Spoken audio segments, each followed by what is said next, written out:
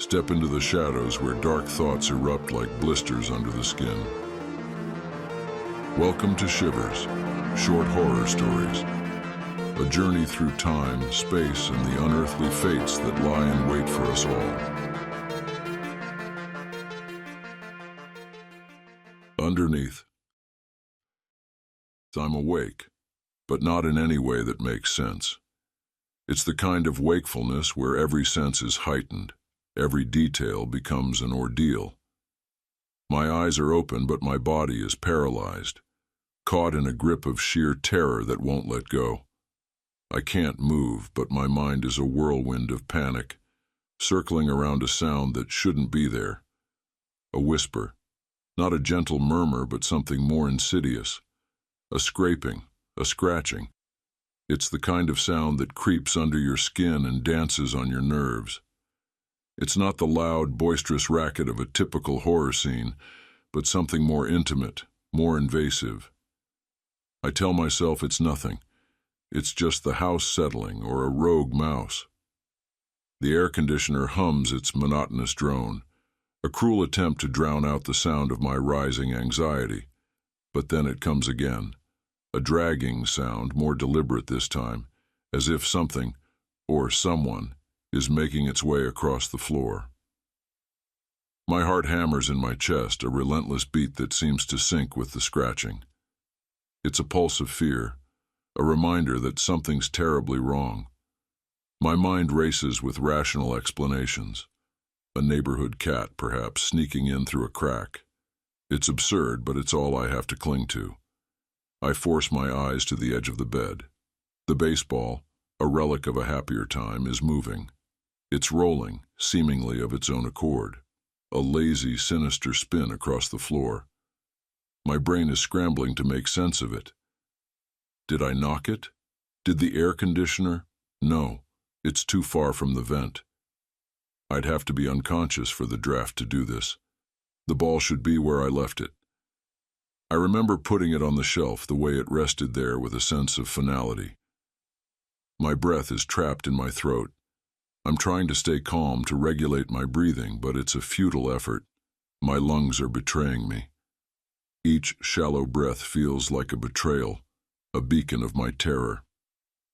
I try to control it, deep breaths, slow exhales, but the anxiety only intensifies. My thoughts are a chaotic swirl.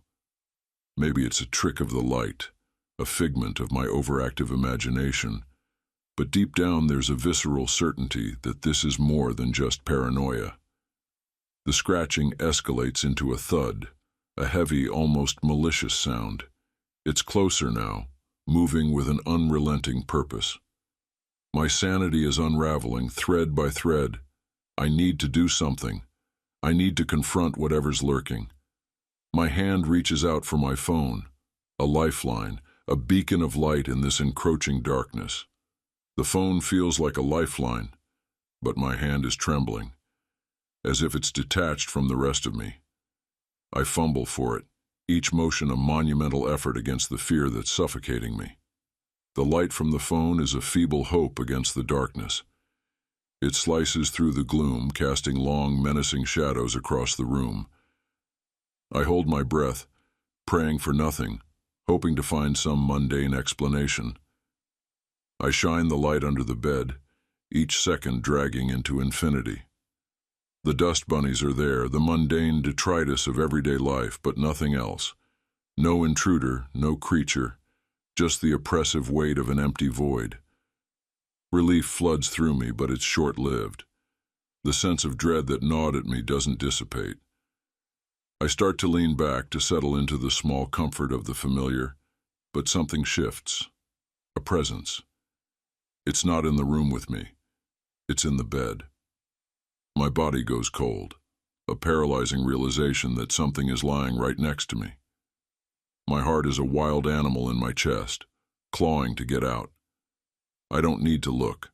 I can feel it, the weight of it, the breath of it. Panic seizes me, and my phone slips from my grasp, hitting the floor with a final, cruel clatter. It's the sound of my last connection to the outside world shattering. My mind is a storm of fragmented thoughts. I don't have time to process. My instincts kick in.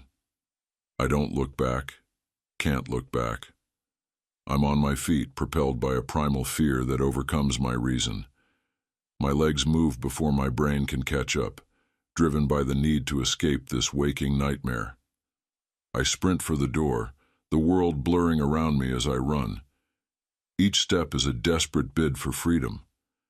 The darkness of the room is an oppressive force, but I'm pushing through it, fighting to get out. The terror that had paralyzed me is now a raw electric surge, propelling me toward the only escape I can see. My only thought is to get as far away from that bed, from whatever was lying next to me. In our world, the greatest horror often isn't the monster under the bed, but the unsettling truth of what's already there.